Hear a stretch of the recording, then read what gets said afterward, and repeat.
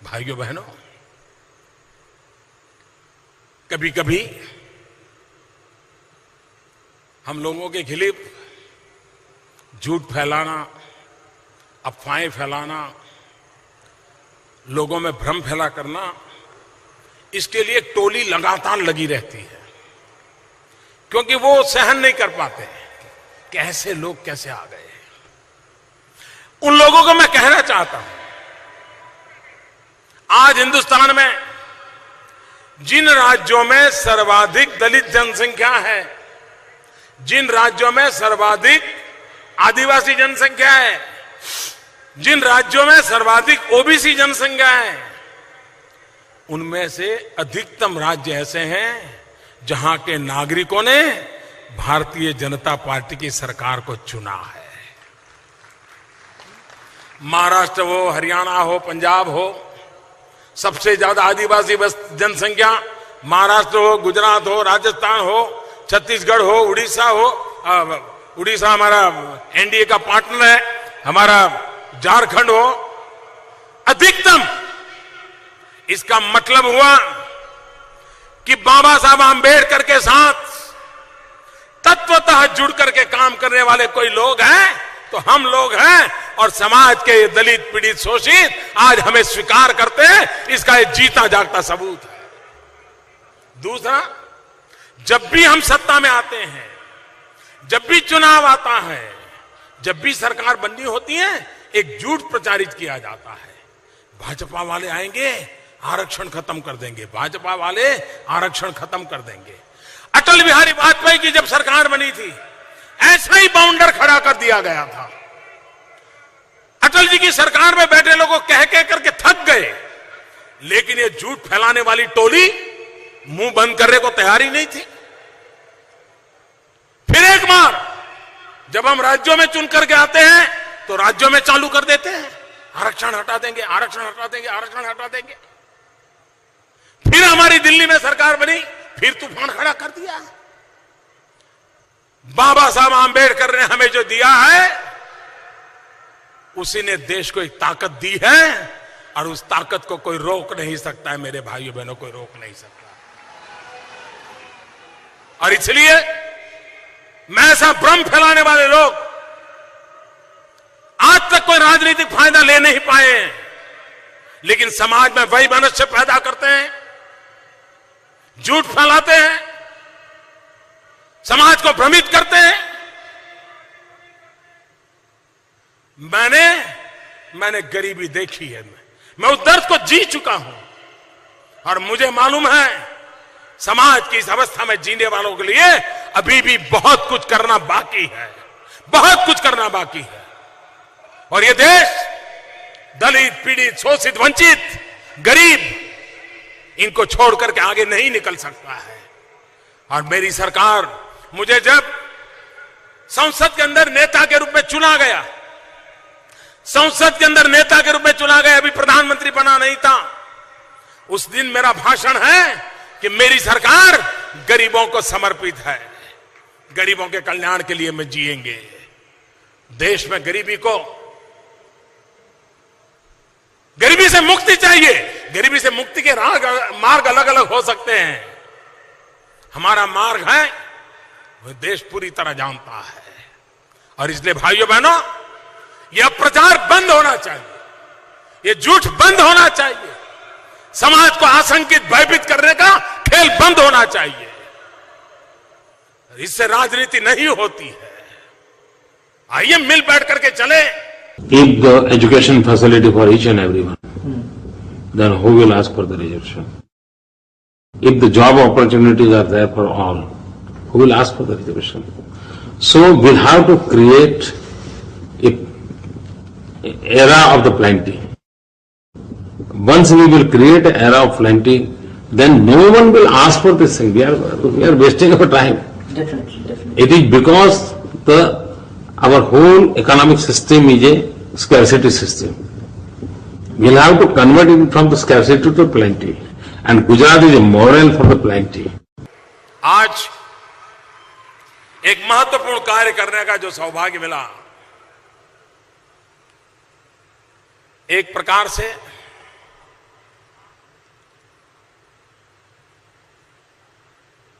मुझे लगता है ये काम ऐसा है जिसका सौभाग्य शायद हम लोगों को ही मिला हुआ है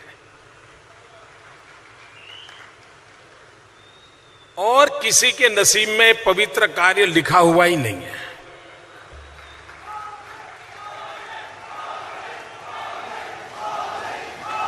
ये हिंदू मिल की जमीन मैं प्रधानमंत्री बना उसके बाद आई है क्या? पहले ही थी। लेकिन कुछ पवित्र काम करने का सौभाग्य हमारे ही हाथ में लिखा हुआ है और इसलिए आज उस हिंदू मिल की जमीन पर डॉक्टर बाबा साहब आंबेडकर का एक प्रेरणा स्थली बनने वाली है।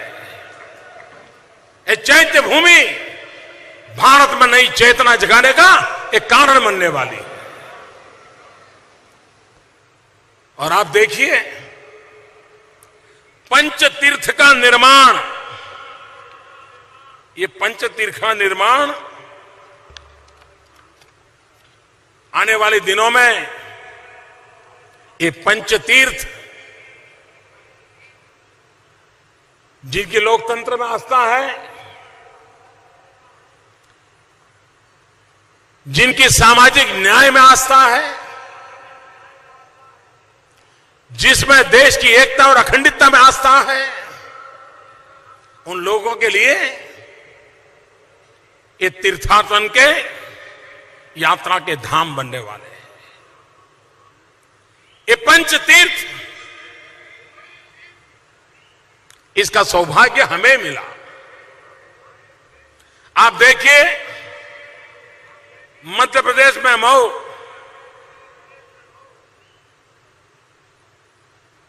इतनी सरकारें रही लेकिन उसकी तरफ किसी का ध्यान नहीं गया। जब मध्य प्रदेश में भारतीय जनता पार्टी की सरकार बनी तब जाकर के उस जगह पर बाबा साहब का स्मारक बना, जीवंत स्मारक बना और आज बाबा साहब के प्रति श्रद्धा रखने वाले लोगों के लिए वो एक तीर्थ क्षेत्र बना हुआ है।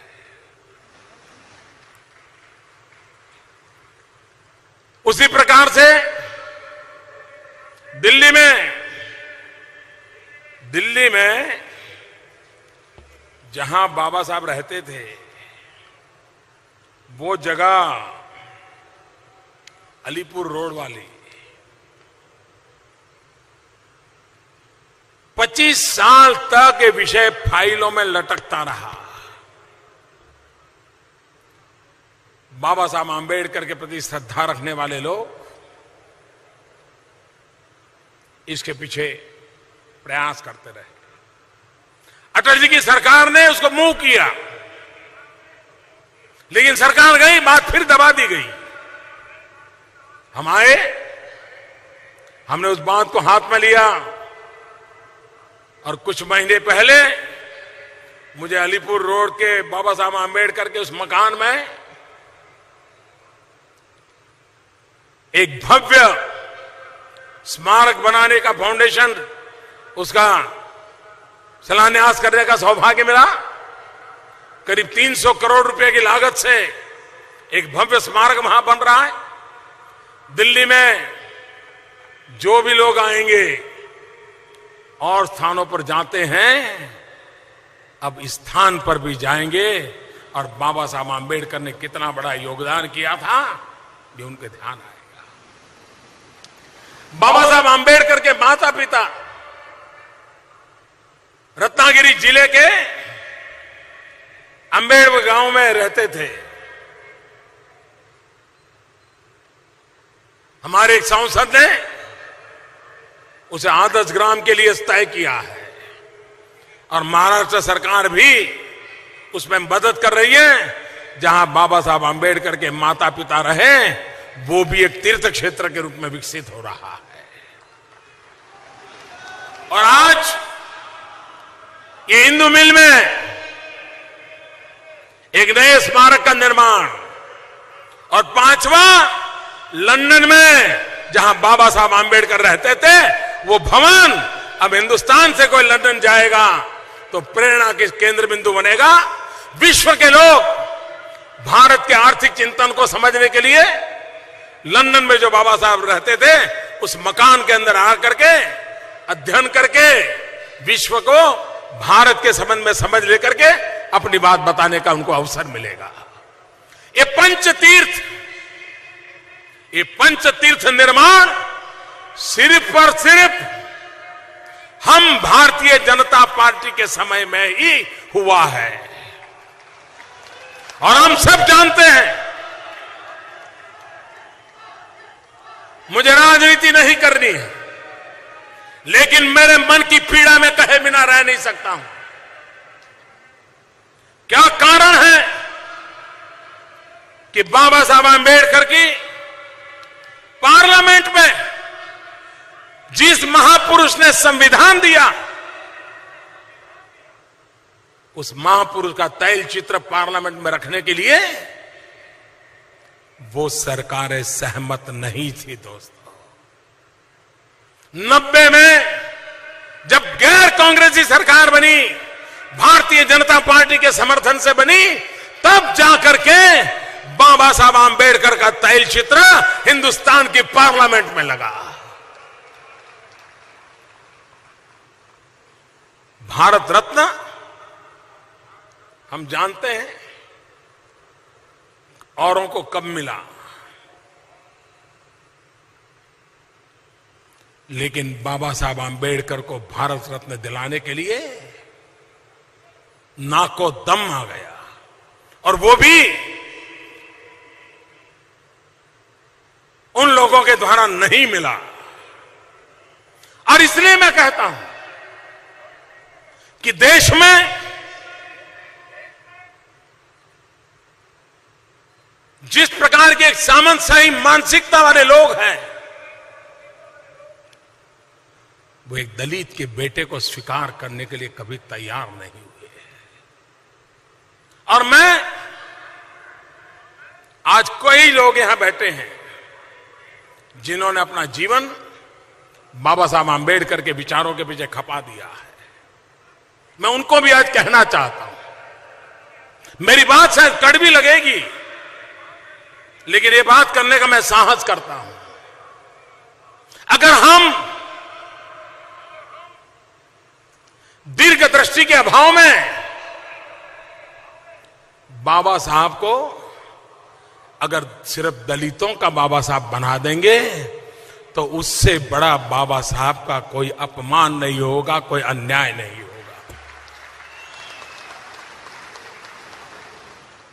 बाबा साहब न सिर्फ भारत के, विश्व के दलित, पीड़ित, शोषित, वंचितों की प्रेरणा का नाम बाबा साहब आंबेडकर है।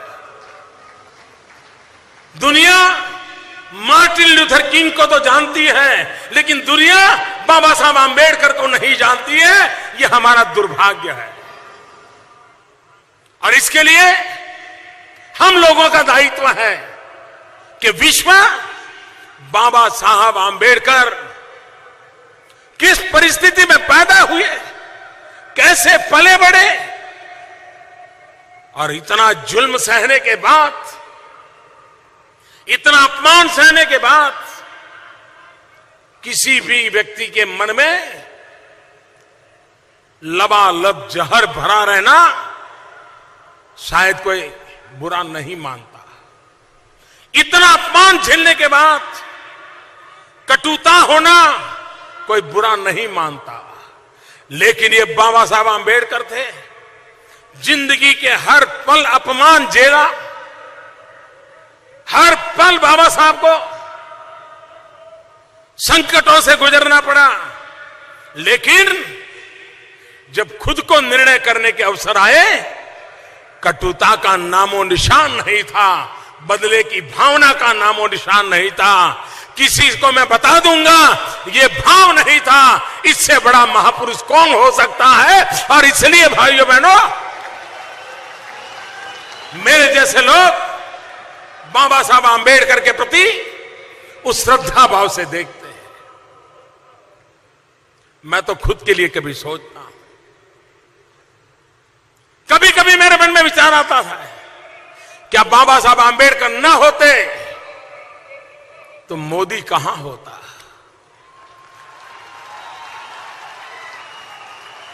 हम जैसे सामान्य लोगों को कौन पूछता? ये बाबा साहब आंबेडकर हैं जिसके कारण ये बातें संभव हुई है। और इसलिए मैं कहता हूं, हम जो कर रहे हैं वो तो सिर्फ कर्ज चुकाने का एक प्रामाणिक प्रयास कर रहे हैं। दोस्त, इस महापुरुष ने जो किया है, और इसलिए हम सबका दायित्व बनता है। लेकिन बाबा साहब ने जो हमें कहा है, उससे हम अगर हटेंगे तो बाबा साहब के साथ घोर अन्याय होगा। बाबा साहब ने हमें कहा, शिक्षित बनो, दलित हो, पीड़ित हो, शोषित हो, वंचित हो, गरीब हो, शिक्षा उसके जीवन का सबसे प्रमुख धर्म बनना चाहिए, जो बाबा साहब ने हमें सिखाया है। बाबा साहब ने हमने सिखाया, संगठित बनो। आज मुझे खुशी है, अभी नितिन जी कह रहे थे कि दलित समाज के सभी अलग अलग दिशा में काम करने वाले आज सब लोग इकट्ठे हुए हैं। बाबा साहब के इसलिए बड़ी श्रद्धांजलि यही है, हम संगठित बने, हम एक बने और अन्याय के खिलाफ जो संघर्ष की बात आए तो उसके लिए भी हम तैयार रहे। यही हम लोगों को बाबा साहब ने हमें संदेश दिया है। और इसलिए मेरे भाइयों बहनों, आज इंदु मिल में बाबा साहब का जो स्मारक बन रहा है, मेरे मन में एक इच्छा है, मैंने अध्ययन तो नहीं किया है, लेकिन जिस दिन मैंने जमीन दी थी तो दिन भी मैंने कहा था, आज आर्किटेक्चर मिले तब भी मैंने कहा, मैंने कहा मुंबई या महाराष्ट्र में आया हुआ व्यक्ति जिंदगी से तंग आया हो, परेशान हुआ हो, तो यहां ऐसी जगह बननी चाहिए कि वो घंटे भर वहां बैठे, एक शांति का एहसास लेकर के जाए, ऐसी जगह बननी चाहिए। और इसलिए मैंने कहा, जहां स्मारक बने साथ साथ ये विशाल भूमि है, वहां एक घना जंगल बनाना चाहिए, इतने पेड़ लगाने चाहिए, इतनी हरियाली कर देनी चाहिए कि एक शांति की भूमि शाश्वत में बन जाए। और ये बन सकता है, ये बन सकता है। और मैं देवेंद्र जी से आग्रह करूंगा कि ये स्मारक सिर्फ ईंट, माटी, पत्थर, चुने तक सीमित न रहे, वो तो भव्य होना ही चाहिए, दुनिया के लोगों के लिए अजूबा होना चाहिए। लेकिन इसको जन भागीदारी से जोड़ा जा सकता है क्या? महाराष्ट्र में 40,000 गांव है, हर गांव से लोग आए और उनको जो बताया गया हो वो पौधा लेकर के आए और वहां पर हर गांव का एक पौधा लगे और वो गांव भी उसके लालन पालन के लिए गांव समस्त की तरफ से 1 रुपया, 2 रुपया, 5 रुपया कलेक्ट करके एक पेड़ लगाए और 11,000 रुपया दान दे। आप देखिए कितनी बड़ी जन भागीदारी से काम हो सकता है। हर गांव को लगेगा कि चैत्य भूमि में, इंदु मिल के मैदान में जो स्मारक बना है, बाबा साहब आंबेडकर के प्रति हमारे गांव की भी श्रद्धा है, हमारा भी एक पेड़ उस गांव में लगा है। दूसरा, हिंदुस्तान के सभी राज्यों से एक पेड़ मंगवाया जाए, वो पेड़ भी लगाया जाए और दुनिया के सभी देशों से, हर देश से एक पेड़ मंगवाया जाए और ये विश्व महापुरुष थे, उनका भी एक पेड़ लगाया जाए दुनिया का और वहां लिखा जाए, सारा विश्व इंदु मिल के इस हरियाली के साथ कैसे जोड़ा जाए। अगर हम नई कल्पना के साथ, जन सामान्य को जोड़ने के विचार के साथ इस स्मारक को बनाएंगे, हिंदुस्तान में शायद कभी किसी महापुरुष का ऐसा स्मारक नहीं बना हो जहां पर 40,000 गांव सीधे सीधे जुड़े हो। ऐसा कभी नहीं हुआ होगा। ये हो सकता है। और महीने भर हर सप्ताह गांव के लोग आते चले, वहां रहे, चैत्य भूमि जाए, देखें, इंदु मिल जाए, जहां डिजाइन हो वहीं पर पौधा लगाए, जो पौधा का सैंपल तय किया हो वही लगाए। आप देखिए क्या से क्या हो सकता है। और इसलिए ये अपने आप में ये प्रेरणा स्थली बनी चाहिए। और इसलिए मैंने कहा हम ये पंच तीर्थ निर्माण कर रहे हैं। ये पंच तीर्थ लोकतंत्र पर आस्था रखने वालों के लिए, संविधान को स्वीकार करने वाले लोगों के लिए, सामाजिक एकता के लिए जीने वालों के लिए वे तीर्थ क्षेत्र बनेंगे। दलित हो, पीड़ित हो, शोषित हो, वंचित हो, गरीब हो, गांव का हो, उनको आगे बढ़ाए बिना देश कभी आगे बढ़ नहीं सकता है। और इसलिए मेरे भाइयों बहनों, उस मूल मंत्र को लेकर के, समाज के सभी लोगों को साथ लेकर के चलने का इरादा लेकर के देश चल रहा है। राज्यों में जहां हमें सेवा करने का मौका मिला है, हम पूरे मनोयोग से काम कर रहे हैं। दिल्ली में हमें सेवा करने का मौका मिला है, जी जान से जुटे हुए हैं और बदलाव ला के रहेंगे, ये विश्वास मैं प्रकट करता हूं। मेरे साथ बोलेंगे, मैं बोलूंगा बाबा साहब आंबेडकर, आप बोलेंगे अमर रहे, अमर रहे। बाबा साहब आंबेडकर, बाबा साहब आंबेडकर, बाबा साहब आंबेडकर। 26 नवंबर भारत के संविधान का महत्वपूर्ण दिवस है, बाबा साहब के जीवन का महत्वपूर्ण दिवस है। और इसलिए भारत सरकार ने 26 नवंबर को पूरे देश में संविधान दिवस के रूप में मनाना तय किया है। और हिंदुस्तान के बच्चे बच्चे को स्कूल कॉलेज में ही संविधान क्या है, कैसे बना, क्यों बना, ये बात बताने का ये रेगुलर व्यवस्था होनी चाहिए। और इसलिए हमारी सरकार ने 26 नवंबर को संविधान दिवस के रूप में मनाने का तय किया है। मैं फिर एक बार आप सबका बहुत बहुत आभार व्यक्त करता हूं। बहुत बहुत धन्यवाद।